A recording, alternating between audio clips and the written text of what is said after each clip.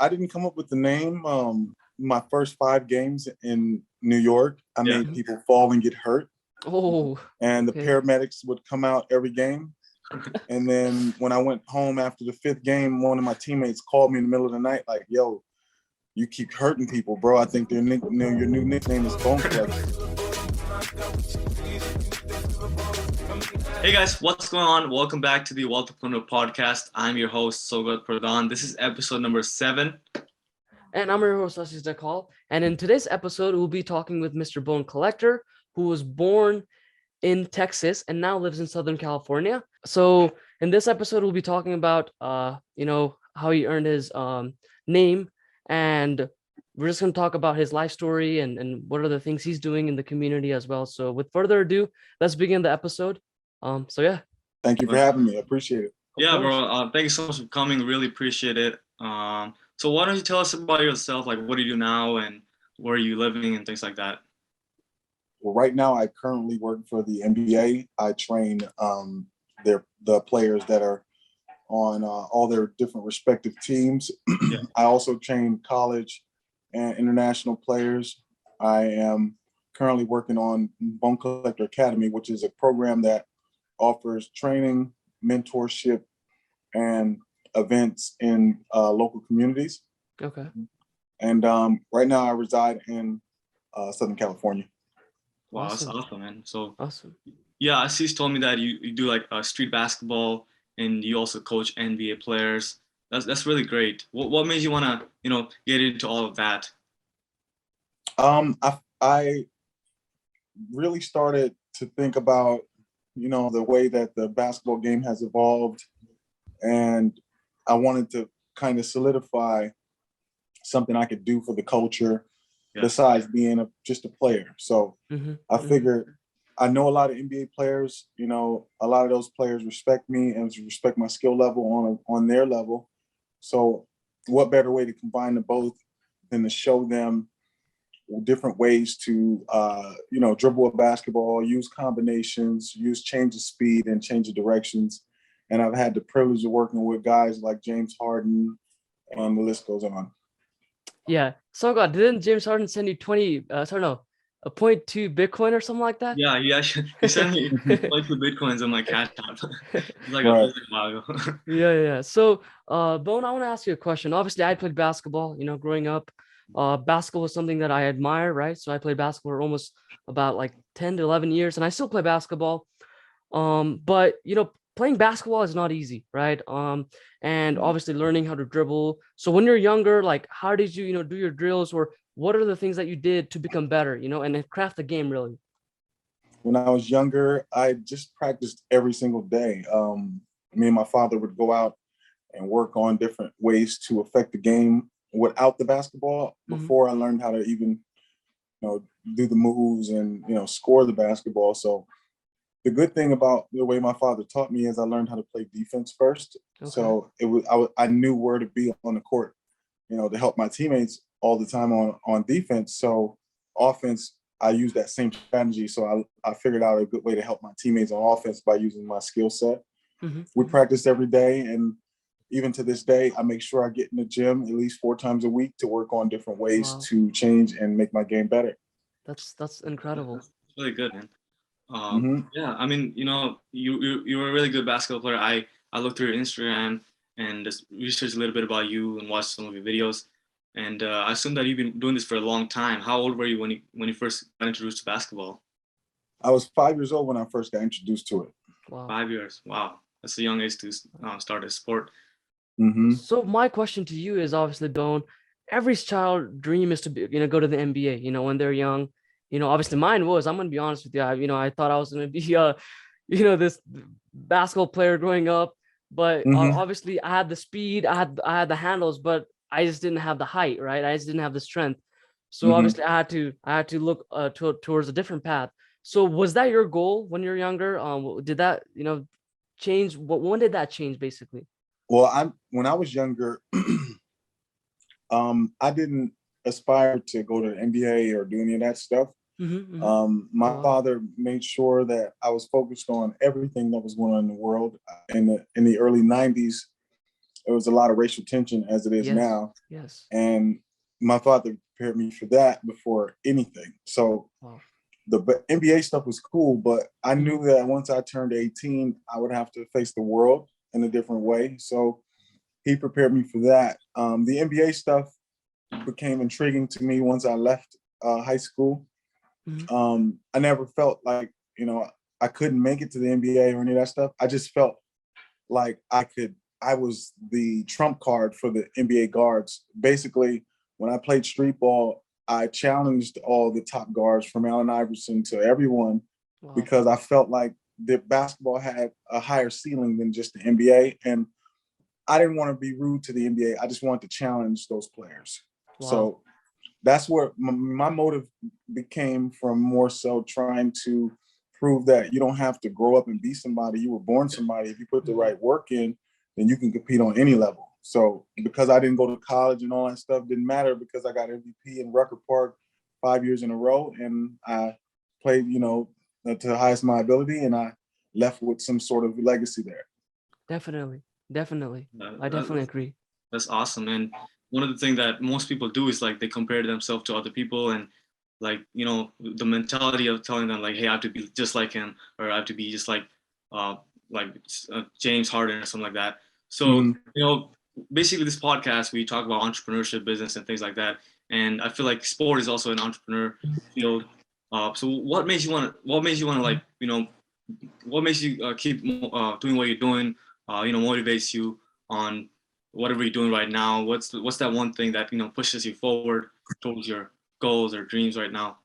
The one driving force for me is, it's a combination of things. It requires me to be, to keep myself up to a certain standard. In order to support the community, I have to support them in a different way. It's not about, being flashy or, showing them how much income I make. So it keeps me accountable for who I am as a man. It's my first driving factor. And then number two, I have two growing sons who are learning a lot in the world. So they keep me motivated. I have to always be on point for them. And then thirdly, being that I've grown up in LA, and I've seen conflict on all levels from all minorities and so on and so forth, I think that it was bigger for me to solidify my name as a basketball athlete and make it bigger than just being a player. And the way I can do that is to get into those communities and talk to those kids when the basketball is not there. What happens when they go home? Right. What happens when you don't make a team? What happens when you don't go to college? What happens when you have to get a job? What happens when when your life changes? I want to be, because I had those mentors as a child, so I wanted to be that as well for the people who are, lacking in those areas.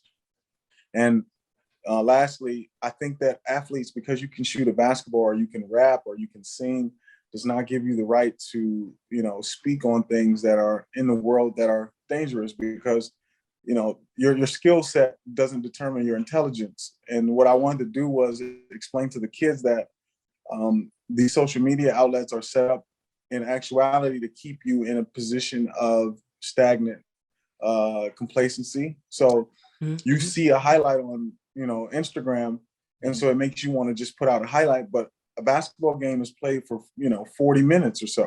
Yeah. So can you compete for 40 minutes, or are you ready to do show a nice layup or a highlight?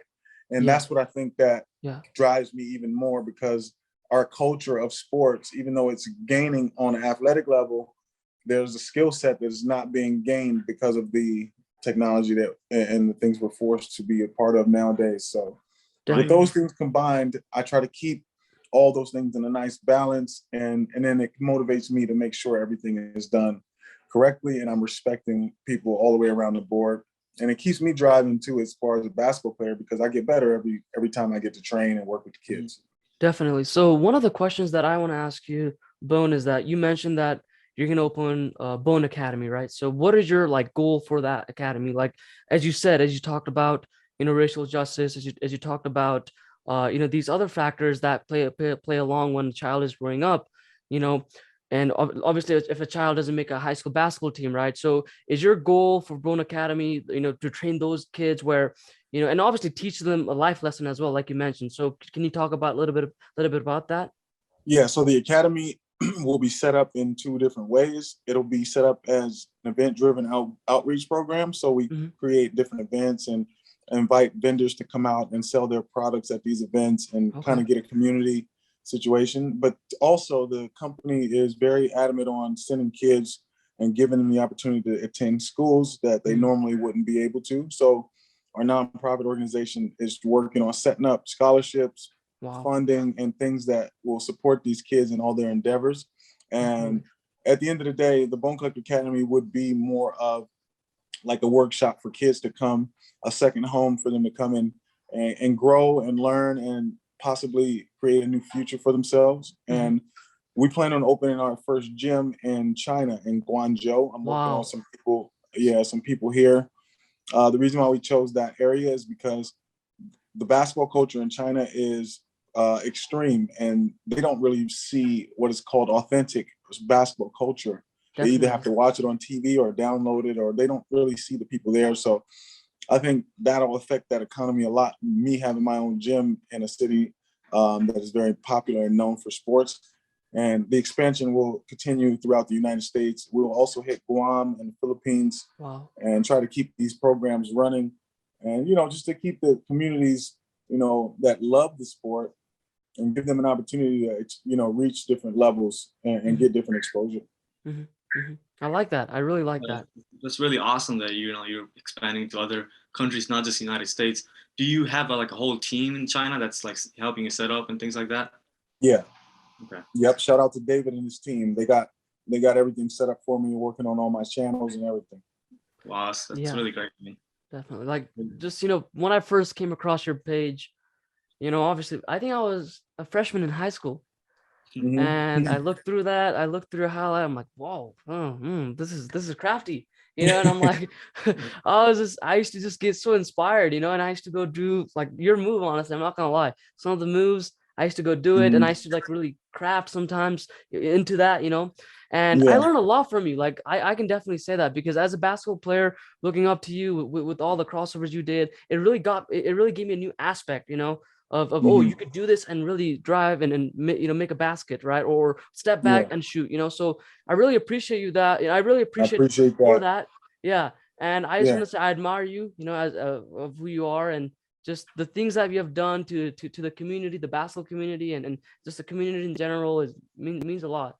I thank you And for that. of Appreciate that a course. lot.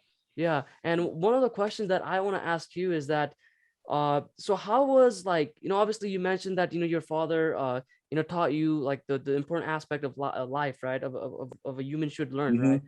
But, the negative side to that is that there's always someone who bullies you when you're growing up, because I have that, or there's always someone who, faces, poverty, like which I did as a child. Did that like motivate you too? Because I think that plays a big role of who you are as a person. Personally, me, it played a big role. So did that Mm-hmm. play a big role for you as well when you're growing up? Yeah. Can you repeat the question? You were Oh yeah. cutting out a bit. Oh, so sorry. So what I was saying was, obviously when I came from Nepal, right, growing as a ethnic minority in the refugee camp, I faced poverty and then lack of resources, right? And you Yeah. mentioned that your pops taught you a lot of good things about Oh justice yeah. and Yeah. Okay. Yeah. yeah. I get you. And the negative side to that is that yes, there's good days, but there's also bad days. But did that bad days said, oh, you know what, I'm gonna quit what I'm doing. I'm gonna go do this because that it made me feel like that when I was younger. Did that happen to you? Yeah. It happened to me in high school, every day in high school, because I grew up in a time where you had to walk to school and walk home, and you had to do all these things. There was no cell phones, and so on and so forth.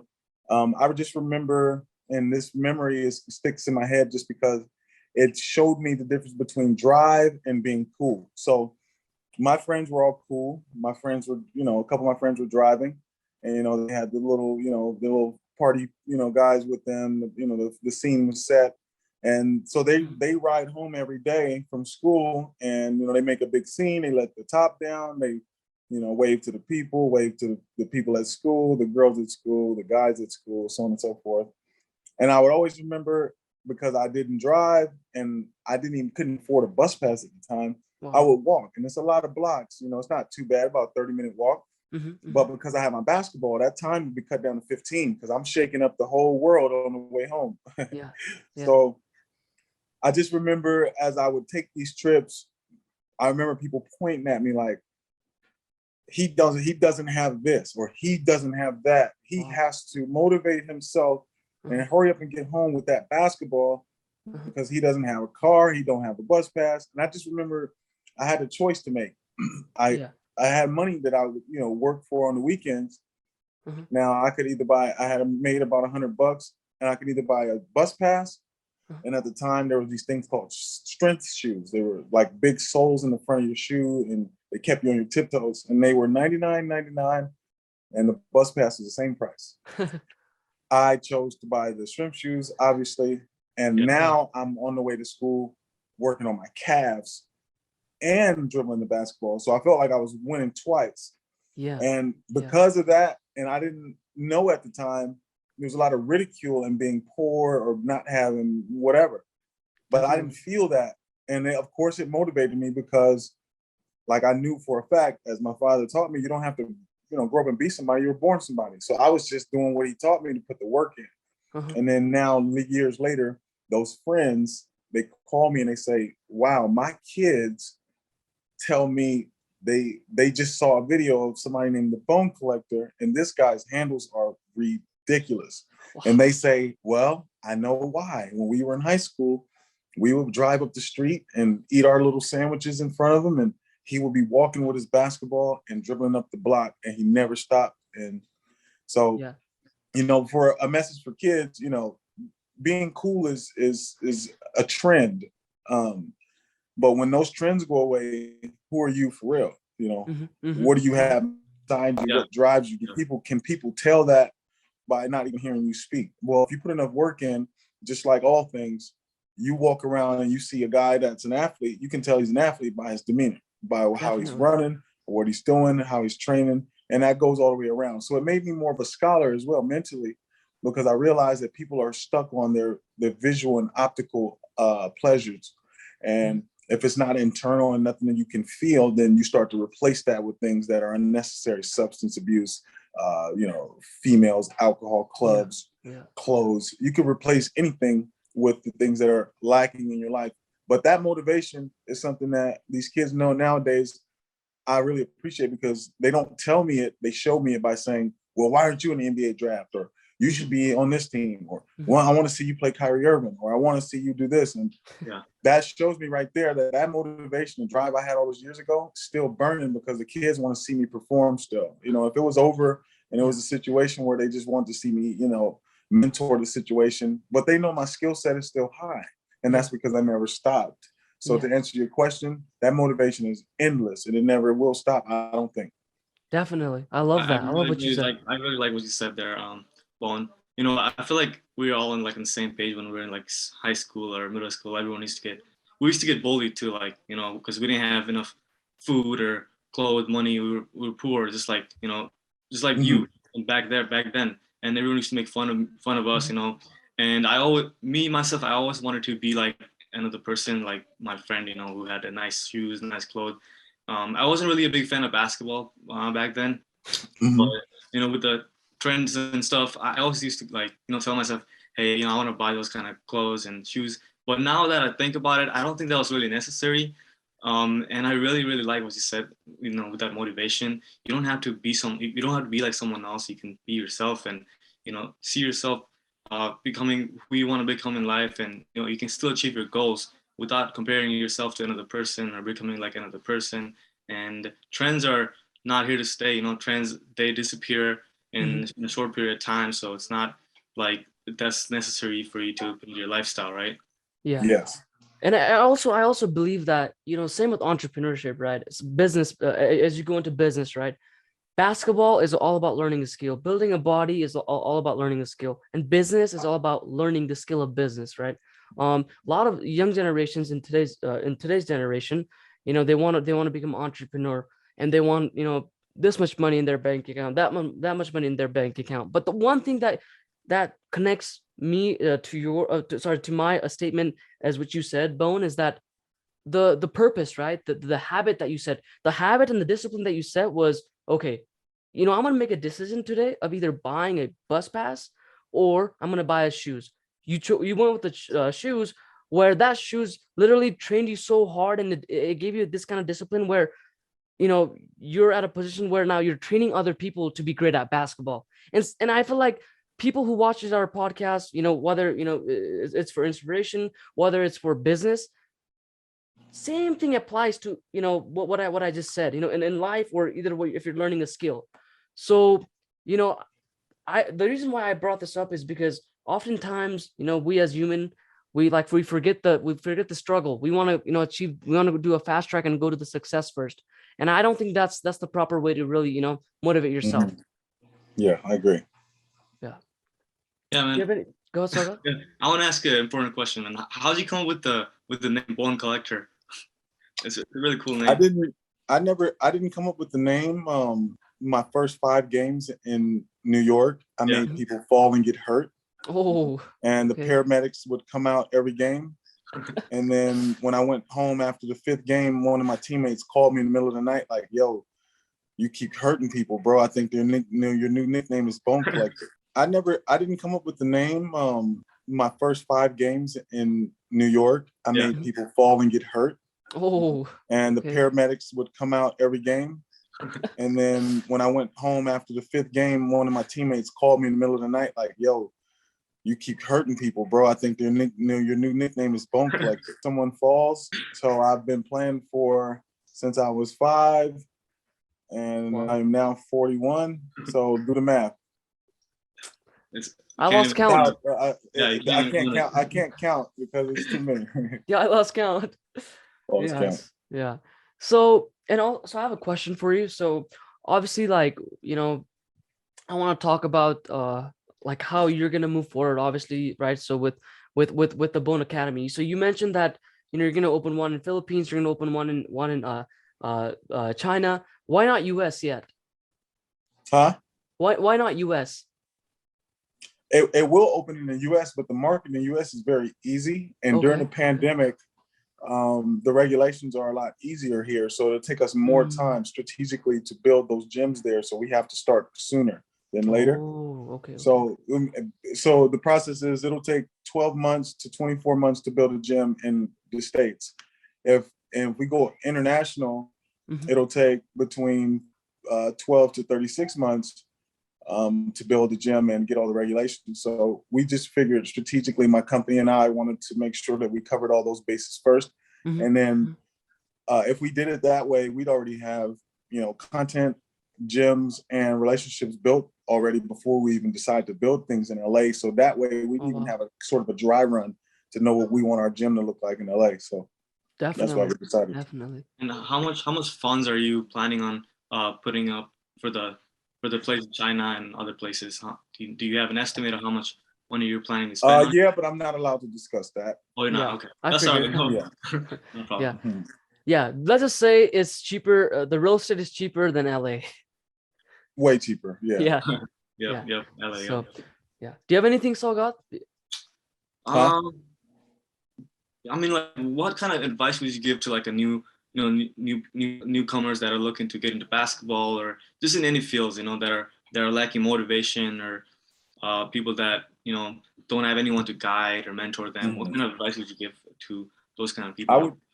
I would tell anybody who's looking to pursue sports or entrepreneurship or anything business related, or even in your everyday life, just learning how to build better relationships with people. I would say the first thing, and it worked for me, is you need to have a calm and a chaos. You need to have 2 different places in your mind so you can regulate the things that you intake. And I always call it a calm and a quiet, a chaos and a quiet. What I use for that is I'm a character illustrator and an artist. So I set time aside and I do things that have absolutely nothing to do with my profession. So when I come back to it, I'm always fresh, and I'm not, sometimes when you work and you overwork, you can get kind of bogged down with your work, and you don't want that feeling of something you love. So I like to kind of balance out the 2. And so I would say advice, make sure you have something that you can do in your life that takes you away from your profession, that's calming and relaxing, because there's a lot of turmoil and a lot of mind energy that goes into being an entrepreneur or an athlete. And then number 2, if you plan on doing any of those things, please study your craft. study the things that it takes to become an athlete, entrepreneur, business mogul, better friend, whatever it takes. Study those things, because just like anything, if you don't do the homework, you get bad grades. So Definitely. if you don't practice and think about the things that it takes, for instance, as an athlete, athletes, they sleep, eat, and drink things that the average human being doesn't drink and eat. Yeah. So if you plan on competing on that level, you should find out and research those things. And number three, although social media is very prominent in our lifestyle, I think the best way to put that is become your own social media. Remove the mirror and the FaceTime and the Instagram post and the Twitters and the Snapchat. Remove all of that and start doing those things for yourself. Feel as if you're already getting those likes. You post something, you want to, a certain amount of likes, it makes you feel some kind of way. Definitely. So why not feel that way without the likes, So now you have your own motivation. So when you get up in the morning, for me, per se, when I get up in the morning, I won't post a video of what I do in the morning, but if I did, I'm pretty sure to get a lot of views. And it consists of 4 different types of training exercises and 2 different ball handling workouts every morning. It's not something to brag about. It's just something that gives me my own likes. Now I have my own, that is my post for the day, for the morning. I don't need to show the world, I'm showing myself. And as long as I'm enjoying it and I'm happy with it, then I like it, then I won't need that approval. And then and so those are the things I would say, to anybody who's looking to, motivate themselves to become a professional at anything. Yeah, definitely. I mean, Definitely. I really like what you said there, be your own social media, because when you want to pay your rent, not another person is not going to pay you rent. You have to pay your rent yourself. So you have to depend on yourself.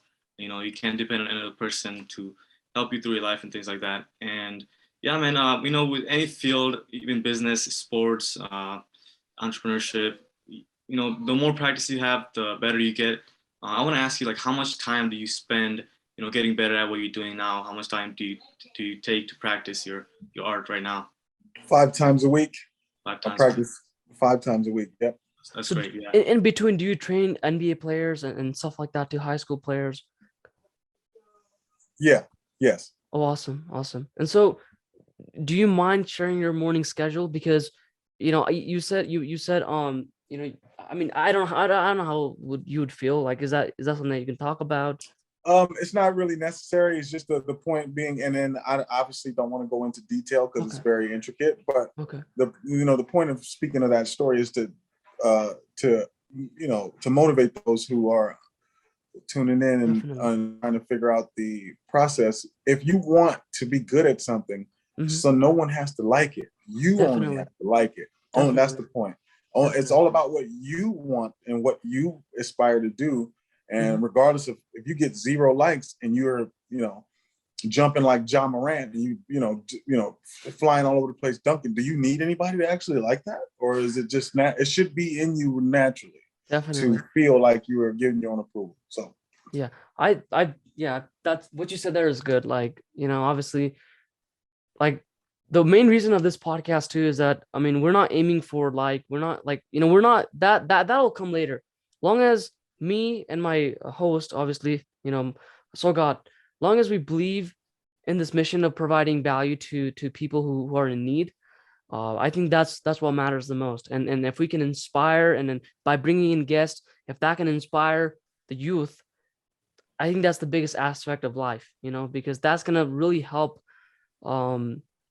people, come from a 0 level to at least move their foot to the right path. And what you said there just made me want to say that as well. So I have a question for you, Bone. I know you gave a lot of advices, but what kind of advices would you give young youth or anyone who's watching this podcast, in life and just being great? If someone is not believing in themselves, what kind of things can they do to move towards that path of believing in themselves? And then really, if they want to start a business, boom, they can start a business. If they want to play basketball, if they want to play any sports, what can they do to start from the 0 level to now? And I know you said really great things, but Yeah, I would say just come up with a blueprint for what you want. Don't spitball things. You know, you can talk all day. You and your friends can discuss a million ideas, but put it on paper and execute.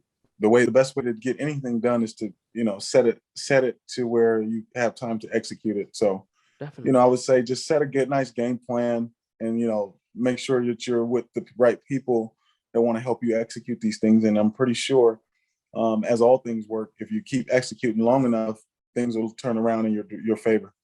Definitely. So, God? Yeah, I think what he said was really good. And, you know, writing down can definitely help out. And having a wide range of goals can also help out, push you forward. Other than that, I don't really have any other questions for you, but I really, really like everything you said. You know, we can kind of relate to, because where we come from, we're like, we didn't have anything, we were poor too, and people didn't used to like us. But, you know, we pushed forward. We use that as a motivation to get where we are right now. And this is the whole reason for our podcast. We want to provide values and teach them the things that we have learned, to you know, help them achieve the things that they want to achieve. And that's why, you know, we're trying to bring guests like yourself to provide values and give them your knowledge. So thank you so much for, you know, coming here and giving us your knowledge. We really appreciate it. Other than that, I don't really have any questions. What about you, Assis? I really don't have any questions. What you said was really awesome. Like, honestly, I feel like it's going to inspire a lot of people, you know, in society of, you know, wherever they come from. Obviously, you know, me and Sogav come from a background of poverty, lack of resources. You know, we're from Nepal, you know, and obviously we're a refugee when we came here. And so being able to, you know, do this and just do other things in life, you know, and just means the world to me. And getting to talk to you, you know, is one of a lifetime opportunity. Yeah. Well, thank you guys for having me. I appreciate it. This has been great. Yep, I hope to meet you someday, man. Yeah. So what I'm going to do is I'm going to close it out. So, yeah. So thank you, everyone, for watching Wealthapreneur Podcast. This was episode 7. I hope you guys enjoy this podcast. Please do not forget to like, subscribe, and visit our other social media platform as well. Thank you so much. Yeah, and then do you want to, you know, shout out your social media? Oh, yeah. By the way, do you want to go do that for us? Thank you guys for having me. The podcast has been amazing. If you guys want to check me out, you can always follow me on Instagram at Bonecollector6 and check me out on YouTube at Bonecollector Unlimited. Bonecollector Academy will be stopping in Seattle April 22nd through the 24th to kick off our camps and tours. So hopefully I can see some of you guys there if you're in the area. And God bless you. Awesome. Thank you so much for coming, brother. We really appreciate it.